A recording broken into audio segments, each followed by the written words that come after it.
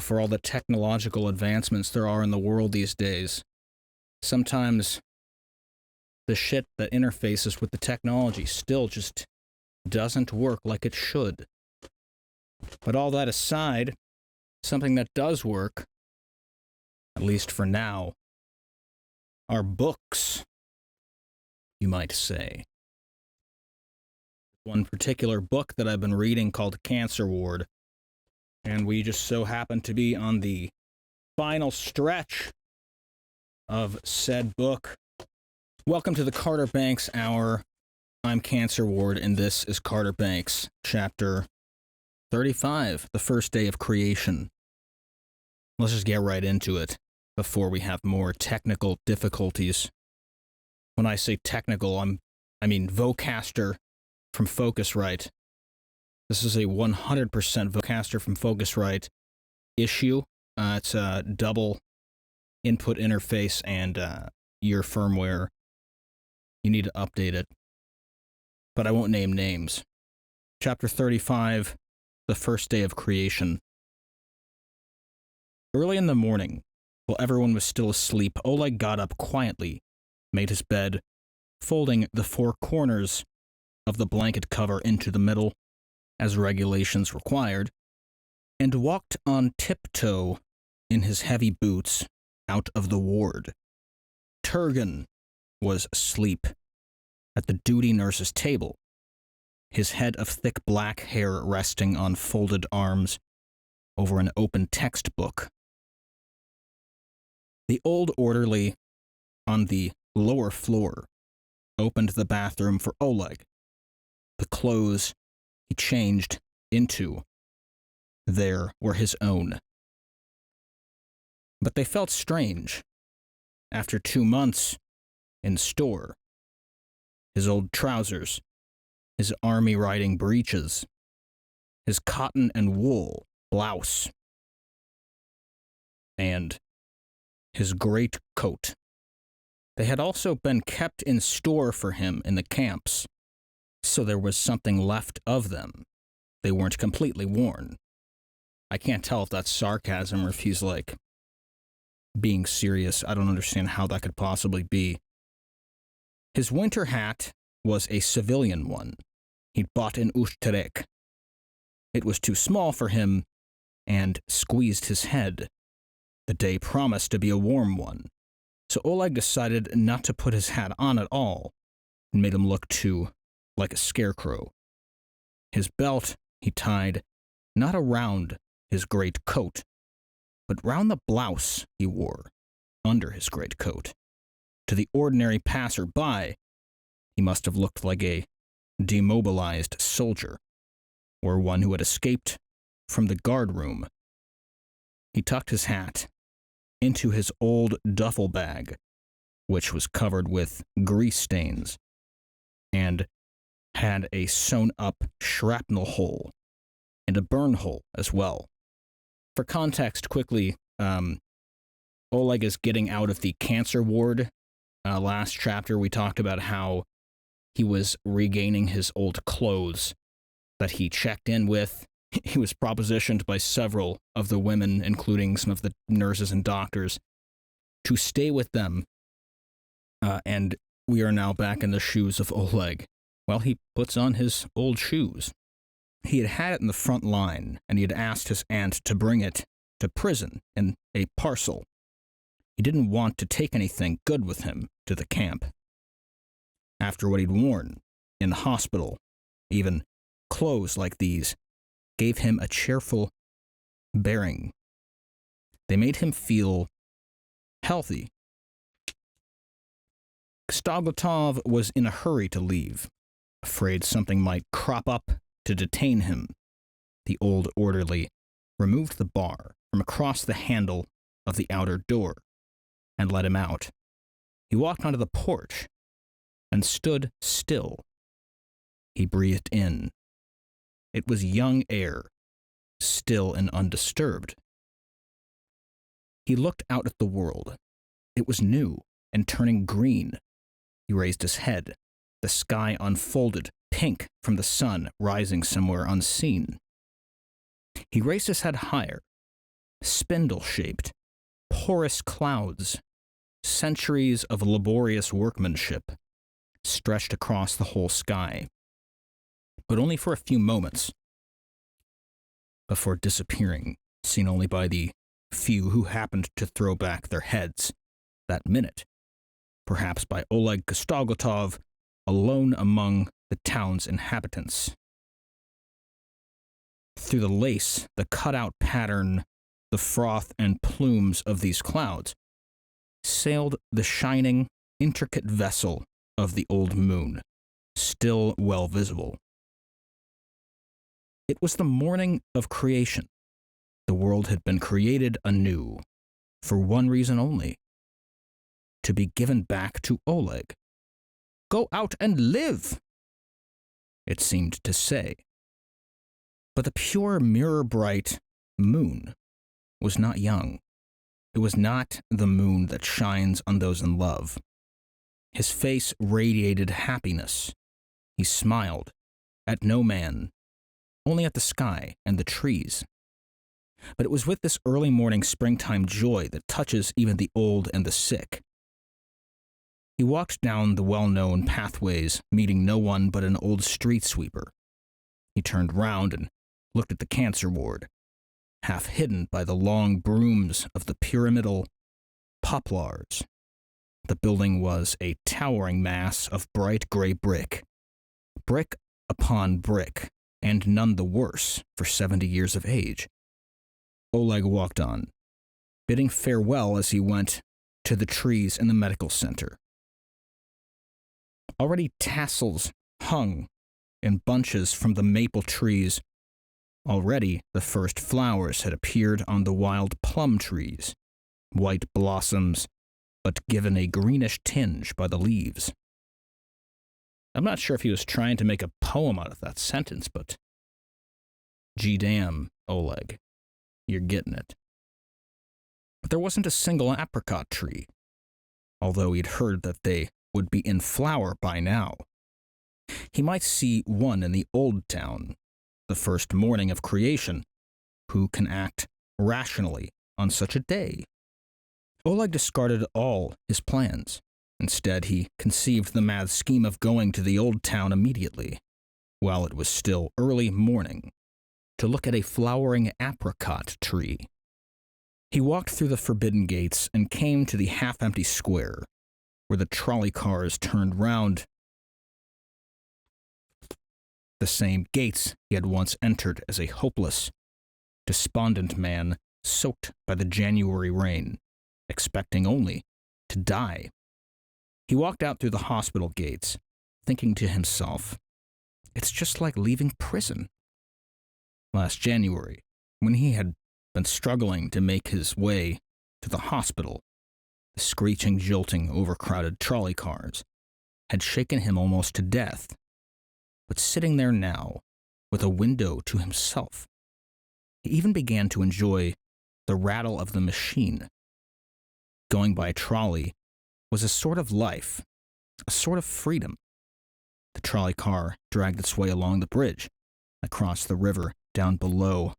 Weak-legged willow trees were bending over, their branches hanging into the tawny, swift-moving water.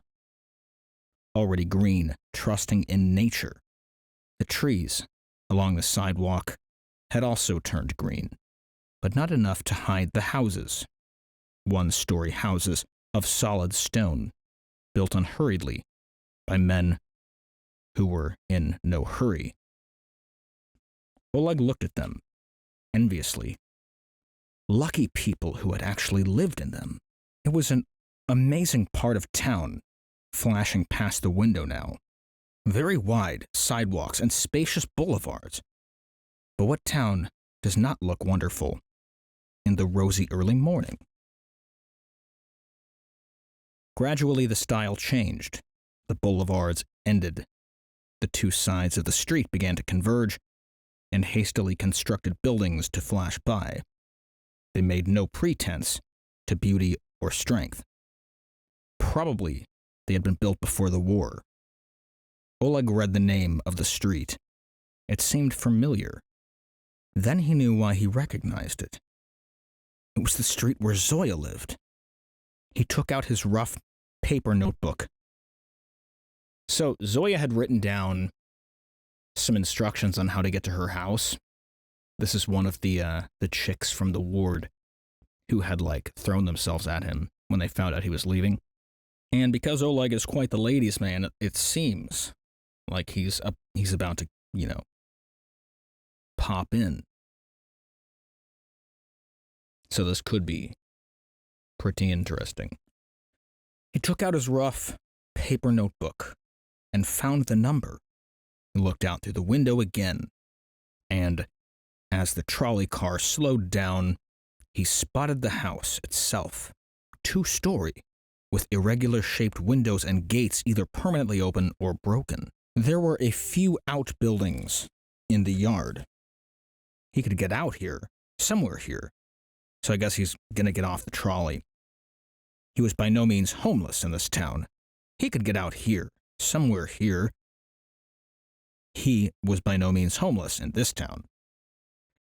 He had an invitation from a girl. I knew it. Okay, so I can reason, like, I hope y'all don't mind this commentary, but in Oleg's mind, and because Alexander Solzhenitsyn is such a brilliant writer, like, I can read Oleg's mind and what he's saying right now. He's thinking to himself, he's trying to justify getting off the trolley here. He's like, even if it wasn't because of this girl, which it clearly is, I could actually, I'd be okay here anyway. But, since she is here, it might as well get off the trolley, see what happens. I got her address anyway because she gave it to me, so I'm not going to be homeless. So here we go. He took out his rough paper notebook and found the number. Okay, got that already. He could get out here, somewhere here. He was by no means homeless in this town. He had an invitation from a girl. He didn't move from his seat. He sat there, almost enjoying the jolts and rumblings of the trolley car. It was not yet full. Opposite Oleg sat an old Uzbek in glasses, no ordinary Uzbek, but a man with an air of ancient learnings about him. The lady conductor gave the man a ticket, which he rolled into a tube and stuck it in his ear. And on they went. The twist of pink paper jutting out of his ear.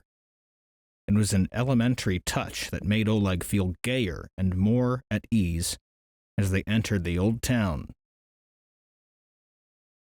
The streets grew even narrower. The tiny houses were crowded together, pushed shoulder to shoulder. Later on, even the windows disappeared. High clay walls rose blindly from the street. Some houses were built up higher than these walls. Their backs were smooth, windowless, and smeared all over with clay. There were a few gates or little tunnels in the walls so low that you'd have to stoop to enter. It was only a jump from the running board of the trolley car to the pavement, and only another step across the pavement before it ended. The whole street seemed to be falling under the trolley car. So this must be the old town where Oleg wanted to be. But there were no trees growing in the naked streets, let alone a flowering apricot. Oleg couldn't let the streets go by anymore. He got off. What he saw now was the same scene as before, except that he was moving at walking pace. Without the rattle of the trolley car, he was sure he could hear, a sort of iron knocking noise. Wow, so we actually have officially left the cancer ward. This is kind of wild because for 35 chapters, till this one, we've been in the ward. Anyway, Oleg couldn't let the streets go by anymore. He got off. What he saw now was the same scene as before, except he wasn't moving at trolley pace. He was moving at walking pace without the rattle of the trolley car he could hear. He was sure he could hear a sort of iron knocking noise. A moment later, he spotted an Uzbek in a black and white skull cap and a long black quilted coat with a pink waist sash. He was squatting in the middle of the street, hammering a hoe into a circle against one of the rails of the single trolley track. Oleg stood there. He was touched. Atomic age indeed! Even now, in places like this, and in Ushcharek, metal was such a rarity that there was nothing better than a trolley rail to use as an anvil. Oleg watched to see if the Uzbek would finish before the next trolley came. But he was in no hurry whatever. He hammered on carefully. When the oncoming trolley car sounded its horn, he moved half a step to one side, waited for it to pass, and then squatted down again. Oleg watched the Uzbek's patient back and the pink sash, which had drained the blue sky of its previous pinkness. He couldn't exchange 2 words with this Uzbek, but he still felt for him as a brother worker, hammering out a hoe on a spring morning. A real restoration of life that would be, wouldn't it? Very good. He walked slowly on, wondering where all the windows were. He wanted to peep behind the walls and look inside, but the doors, or rather gates, were shut, and it would be awkward just to walk in. Suddenly, Oleg saw light emerging from a small passageway in the wall. He bent down and walked along a dampish tunnel into a courtyard. The courtyard hadn't yet woken up, but one could see that people lived there. Under a tree stood a bench dug into the ground and a table. Some toys were scattered about, quite modern ones. There was a water pump to provide the moisture of life, and a wash tub, too. There were many windows all around, all looking out in this direction, onto the courtyard. There wasn't one that faced the street. He walked a bit further down the street and went into another. But there was also a young Uzbek woman who looked after her little children. She wore a lilac shawl, and her hair hung down to her waist in long, thin black braids. She saw Oleg and ignored him. He left. It was completely un-Russian. In Russian villages and towns, all the living room windows looked straight onto the street so that the housewives could peer through the curtains and at the window box flowers like soldiers waiting in a forest ambush to see the stranger walking down the street, and who was visiting, who and why. Yet Oleg immediately understood and accepted the Oriental way. I don't want to know how you live, and don't you peep in on me. What better way of life could an ex-prisoner choose for himself after years in the camps, constantly exposed, searched and examined under perpetual observation? He was getting to like the old town more and more. Earlier on, he'd noticed an empty tea house in a space between 2 houses, and the man who ran it just beginning to wake up. He now came across another one on a balcony above the street level. He walked up into it. There were several men inside, wearing skull caps, purple or blue, and some made of rug cloth, and an old man in a white turban with colored embroidery. There wasn't a single woman there. Oleg remembered he'd never seen a woman in a tea house. There was no sign up to say women were forbidden. It just that they weren't invited. Okay, there's an actual misspelling here. It just that they weren't invited. Page 491. Cancer ward. This is not Solzhenitsyn's fault, by the way. This is the transcriber of the book. It, just that they weren't invited. Let me double-check that before I die on this hill. There wasn't a single woman there. Oleg remembered he'd never seen a woman in a tea house. There was no sign up to say women were forbidden. It just that they weren't invited. Okay, well, yeah, it has to be it's. Oleg thought it all over. It was the first day of his new life. Everything was new, and he had to be understood afresh. Did these men, by gathering together apart from women, mean to demonstrate that the most important part of life does not concern women? He sat down by the balcony rail. It was a good point from which to observe the street. It was coming to life now, but no one seemed to be in the hurry habitual in towns. The passers-by moved along sedately. Sedately? Never heard that word, but I get it. Like they're sedated. I would assume be like sedatedly, but... The passers-by moved along sedately. The men in the tea house sat in endless calm.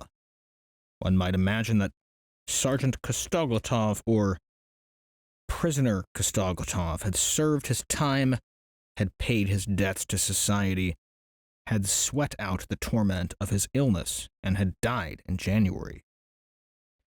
And that some new Kostoglotov, tottering on two uncertain legs, had emerged from the clinic, so lovely and clean you can see through him. As they sat in the camps, to live not an entire life, but as an extra portion, like the piece of bread they used to pin onto the main ration with a pine twig to make up the weight. It was part of the ration, but a separate bit. As he embarked on this little additional piece of life, Oleg longed for it to be different from the main part he had lived through. He wished he could stop making mistakes now.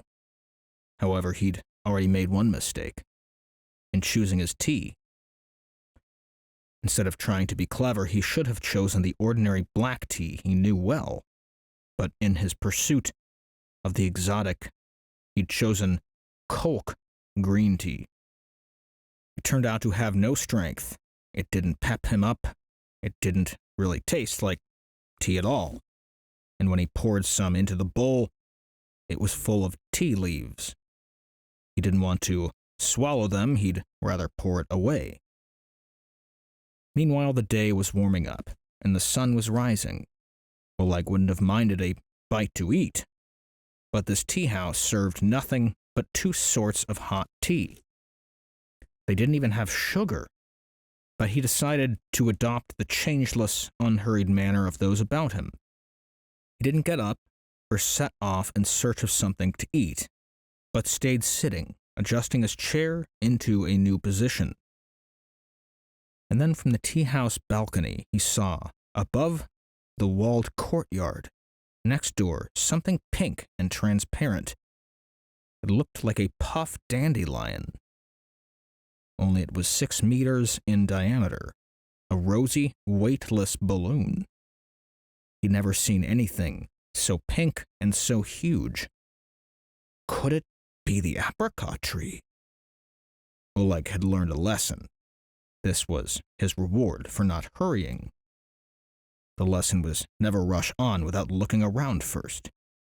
He walked up to the railings and, from on high, gazed and gazed through this pink miracle. It was his present to himself, his creation day present. It was like a fire tree decorated with candles in a room of northern home. The flowering apricot was the only tree in the courtyard, enclosed by clay walls and open only to the sky. People lived in the yard, and it was like a room. There were children crawling under the tree, and a woman in a black headscarf with a green flowered pattern was hoeing the earth at its base. Oleg examined it. Pinkness. That was the general impression. The tree had buds like candles. When on the point of opening, the petals were pink in color.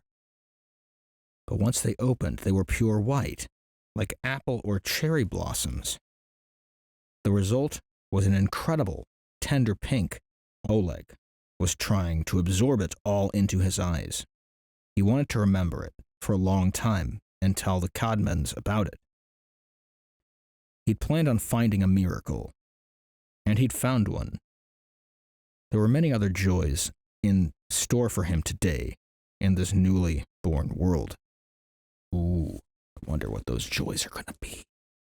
He'd planned on finding a miracle, and he'd found one. There were many other joys in store for him today in his newly born world. The vessel of the moon had now disappeared. Oleg walked down the steps into the street. His uncovered head was beginning to feel the sun. He ought to go and buy 400 grams or so of black bread, stuff himself with it without any water, and then go downtown. Maybe it was his civilian clothes that put him in such good spirits. He felt no nausea and sauntered along quite easily. Then he saw a stall set into a recess in the wall so that it didn't break the line of the street.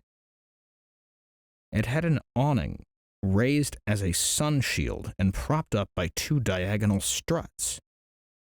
Gray-blue smoke was blowing out from under the shield. Oleg had to bend low to get under. He stood, stooping beneath, unable to straighten up. A long iron grill ran across the whole length of the counter. In one place there was a fire of red-hot coals. The rest was full of white ashes. Across the grill and above the fire lay 15 or so pointed aluminum skewers strung with pieces of meat. Oleg guessed it must be shashlik. Here was another discovery in his newly created world, the dish he'd heard so much about during those gastronomical discussions in prison. But in all 34 years, he had never had the chance to see it with his own eyes. He'd never been to the Caucasus or eaten in restaurants. In the pre-war canteens, they had served nothing but stuffed cabbage and pearl barley porridge. Shashlik! It was an enticing smell, the mixed color of smoke and meat. The meat on the skewers wasn't charred, it wasn't even dark brown, it was tender pink gray of meat nearly just right.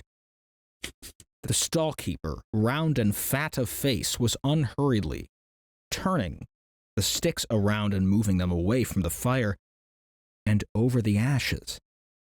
"How much?" asked Kostoglotov. 3, the stall-keeper answered dreamily. Oleg couldn't understand. 3 what? 3 kopecks was too little. 3 rubles seemed too much. Perhaps he meant 3 sticks for a ruble. It was a difficulty he was always coming across since his release from the camp. He couldn't get the proper scale of prices into his head. "How many for 3 rubles? Oleg guessed, trying to find a way out. The stall-keeper was too lazy to speak. He lifted one skewer up by the end, waved it at Oleg as one would to a child, put it back on the fire. 1 skewer? 3 rubles? ? Oleg shook his head. It was a scale beyond his experience.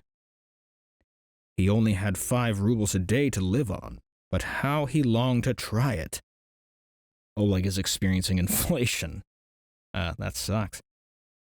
His eyes examined every piece of meat, selecting one for himself. Each skewer had its own special attraction. There were 3 truck drivers waiting nearby, their trucks parked in the street. A woman came up to the stall, but the stall-keeper said something to her in Uzbek, and she went away looking annoyed. Suddenly the stall-keeper began laying all the skewers out on a single plate. He sprinkled some chopped scallions on them with his fingers and splashed something out of a bottle. Oleg realized that the truck drivers were taking the whole stock of shashlik, 5 skewers each. It was another example of the inexplicable two-tiered price and wage structure that prevailed everywhere. Oleg couldn't even conceive of this second tier, let alone imagine himself climbing up to it. These truck drivers were just having a snack, 15 rubles apiece. And very likely this wasn't their main breakfast either. No wage was enough to support such a life. Wage earners didn't buy shashlik. "All gone," said the stall keeper to Oleg. "Gone? All gone?" asked Oleg miserably. Why on earth had he hesitated? It might be the first and last chance of a lifetime. "They didn't bring any in today," said the stall keeper, cleaning up his things. It looked as if he was getting ready to lower the awning. "Hey, boys, give me 1 skewer," Oleg begged the truck drivers. "1 skewer, boys." 1 skewer, 3 rubles. Oleg shook his head. It was a scale beyond his experience. He only had 5 rubles a day to live on. But how he longed to try it. One of them, a heavily tanned but flaxen-haired young man, nodded to him. "All right, take 1, he said. They hadn't paid yet. Oleg took a green note from his pocket, the flap of which was fastened with a safety pin. The stall keeper didn't even pick it up. He just swept it off the counter into his drawer as one sweeps crumbs or scraps off a table.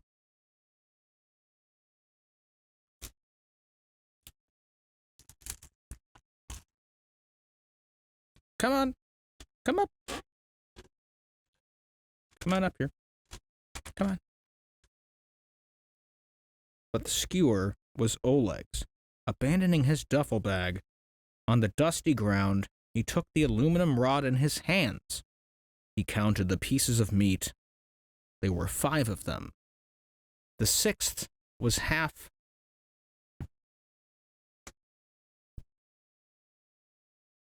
Hello. It's a very difficult situation we've got going here. This cat here. Ouch! Gonna bite me now? I let you in my lap. Get out of here. But the skewer was Oleg's. Abandoning his duffel bag on the dusty ground, he took the aluminum rod in both hands. He counted the pieces of meat. There were 5 of them. The 6th was a half, and his teeth began to gnaw them off the skewer.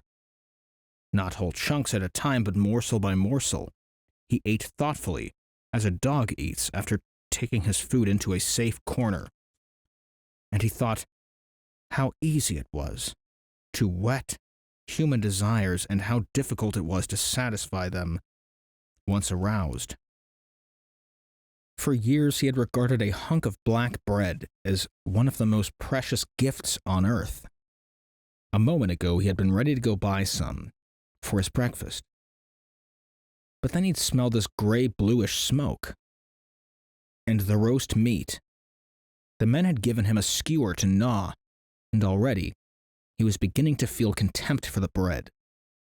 The drivers finished their 5 skewers each, started up their engines and drove off, leaving Oleg still licking the last of his skewer.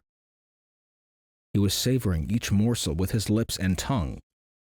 The way tender meat ran with juice, the way it smelled, how perfectly it was cooked, not at all overdone. It was amazing, the primeval pleasure, quite undulled, he derived from every mouthful. And the deeper he dug into his shashlik, and the greater his enjoyment, the more he was struck by the cold fact that he wasn't going to see Zoya. The trolley car had been about to take him past her house, but he wouldn't get off. It was while lingering over the skewer of shashlik that he finally realized this. The trolley car dragged him back along the same route into the town center, only this time it was jammed with passengers. Oleg recognized Zoya's stop and let 2 more go by. He didn't know which stop was best for him. Suddenly, a woman appeared selling newspapers through the trolley car window. Oleg decided to have a good look and see what was happening. He hadn't seen people selling newspapers in the street since he was a child. The last time when Mayakovsky shot himself and the little boys ran about selling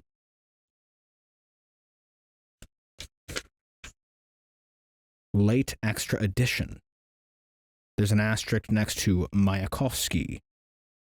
The asterisk says Vladimir Mayakovsky, the great futurist poet and supporter of the Russian Revolution who shot himself in 1930. But on this occasion, it was an aging Russian woman selling them, not at all briskly, taking her time over finding the right change. Still, her enterprise stood her in good stead, and as each new trolley came along, she managed to get rid of a few copies. Oleg stood there just to see how she was doing. "Don't the police chase you away?" he asked her. "They haven't gotten round to it yet," the newspaper woman replied. He hadn't been able to get a look at himself for a long time, and he'd forgotten what he looked like. Any policeman who looked closely at them both would have demanded his documents before the woman's. It's Oleg's way of saying he looks like shit. Even more like shit than a person selling newspapers at a trolley stop. The electric clock in the street showed only 9, but the day was already so hot that Oleg began to unbutton the top loops of his greatcoat. Unhurriedly, letting himself be overtaken and pushed, he walked along the sunny side of the street near the square, screwing up his eyes and smiling into the sun. There were many more joys in store for him today. It was the sun of a spring he had not reckoned on living to see. And although there was no one around to rejoice after his return to life, in fact, no one knew about it, still, somehow the sun knew. And Oleg smiled at him. The sun is a man, I suppose. Even if there were never another spring, even if this were the last, nevertheless it was like a surprise gift, and he was grateful. None of the passers-by was particularly pleased to see Oleg, but he was pleased to see them all. He was delighted to have come back to them, to everything there was in the streets. He could find nothing in this newly made world of his that was uninteresting, unpleasant, or ugly. Whole months, years of life could not compare with today. This one supreme day.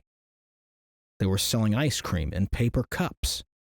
Oleg could not remember the last time he'd seen those little cups.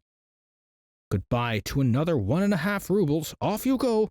His duffel bag, scorched and bullet-riddled, hung from his back, leaving both hands free to skim the freezing layers off the top with the little wooden spoon.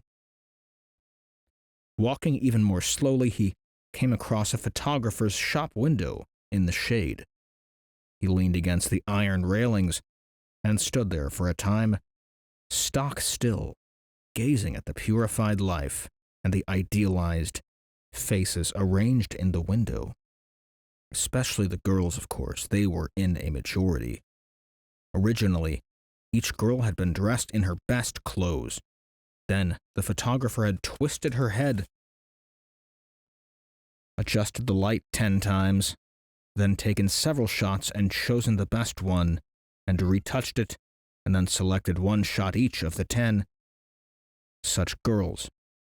That was how the window had been composed, and Oleg knew it.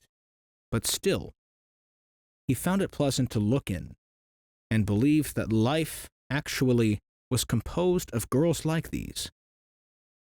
To make up for all the years he had lost, for all the years he would not live to see, and for all he was now deprived of. He gazed and gazed quite shamelessly. The ice cream was finished, and it was time to throw away the little cup. But it was so neat and clean and smooth that it occurred to Oleg it might be useful for drinking out of on the way. So he put it in his duffel bag. He put the little spoon in, too. That might come in handy as well. Further on, he came across a pharmacist's. A pharmacist's is also a very interesting institution. Kostoglotov went inside immediately. He could have spent all day examining them.